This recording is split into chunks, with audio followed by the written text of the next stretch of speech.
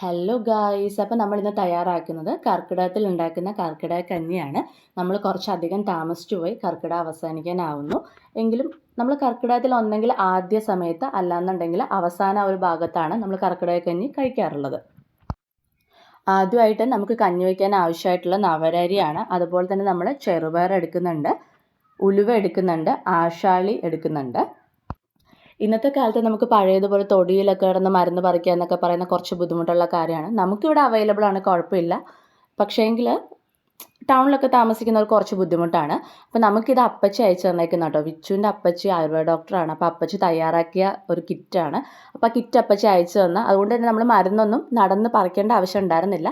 അത് വെച്ചിട്ട് ആക്കുന്നത് നമ്മൾ ജസ്റ്റ് ഇപ്പം ഈ പറഞ്ഞ ഇൻഗ്രീഡിയൻസ് എല്ലാം ഇട്ടിട്ട് ഒരു 4 വിസിൽ കുക്കറിൽ വേവിക്കുക. കുക്കറിൽ 4 വിസിൽ വന്ന് നന്നായിട്ട് വെന്തുടഞ്ഞ് കിട്ടിയിട്ടുണ്ട്. ഇനി നമുക്കതിലേക്ക് ദശമൂലാദി ചൂർണ്ണം എന്ന് പറഞ്ഞിട്ട് മെഡിസിൻ പൗഡർ ഉണ്ട്. അപ്പോൾ അത് ആഡ് ചെയ്ത് കൊടുക്കാം. ഇതിപ്പോൾ 7 ദിവസത്തേക്കുള്ള കിറ്റാണ്. അപ്പോൾ അതിൽ നിന്ന് 7ആയിട്ട് ഭാഗിച്ചിട്ട് ഒരു ഭാഗമാണ് ഞാൻ ചേർത്ത് കൊടുക്കുന്നത്.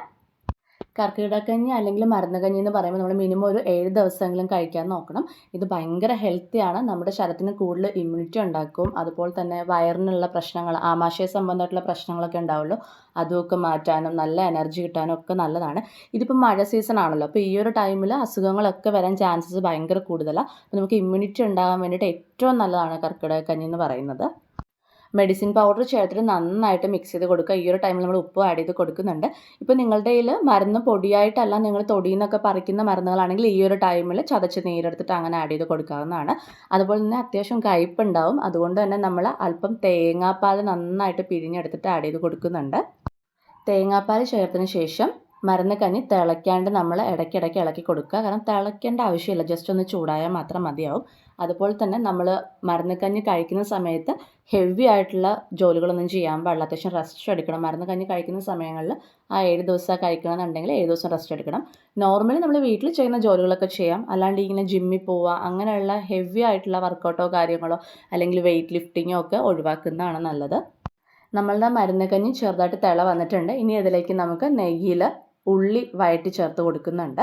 ഇപ്പോൾ മരുന്ന് കഞ്ഞി കഴിക്കുന്ന സമയത്ത് നമുക്ക് വെറുതെ കഴിക്കാൻ ചെറിയ കയ്പ്പൊക്കെ ഉണ്ടാവും. മടുപ്പാണെന്നുണ്ടെങ്കിൽ നമുക്ക് തോരനോ അതുപോലെ തന്നെ അച്ചാറോ ഒക്കെ ഉപയോഗിക്കാം. പക്ഷേങ്കിൽ നോൺ വെജ് ഒന്നും കഴിക്കാണ്ടിരിക്കുന്നതായിരിക്കും നല്ലത്. ഞാൻ എൻ്റെ ലൈഫിൽ ഫസ്റ്റ് ടൈമാണ് മരുന്ന് കഞ്ഞി വെക്കുന്നത്. പക്ഷേങ്കിൽ ആ ചെയ്യേണ്ട ആ ഒരു പ്രോസസ്സ് അപ്പച്ചി എനിക്ക് പറഞ്ഞു തന്നിട്ട് അത് മനസ്സിലാക്കി അങ്ങനെ തന്നെയാണ് ചെയ്തേക്കുന്നത്. അപ്പോൾ എന്തായാലും ഞാൻ ഡീറ്റെയിൽസ് ഡിസ്ക്രിപ്ഷനിൽ കൊടുക്കാം. അപ്പോൾ കോൺടാക്ട് നമ്പറും ഒക്കെ വെച്ചിരിക്കാൻ. നിങ്ങൾക്ക് എപ്പോഴെങ്കിലും ബൈ ചെയ്യണമെന്നുണ്ടെങ്കിൽ പ്രോഡക്റ്റ് ബൈ ചെയ്യാവുന്നതാണ്. അപ്പോൾ നിങ്ങൾക്ക് ഈ ഒരു വീഡിയോ ഇഷ്ടപ്പെട്ടെന്നാണെങ്കിൽ ചാനൽ ലൈക്ക് ചെയ്യുക, ഷെയർ ചെയ്യുക, സബ്സ്ക്രൈബ് ചെയ്യുക. അപ്പോൾ മറ്റൊരു വീഡിയോ ആയിട്ട് കാണുന്നവരെ ബൈ.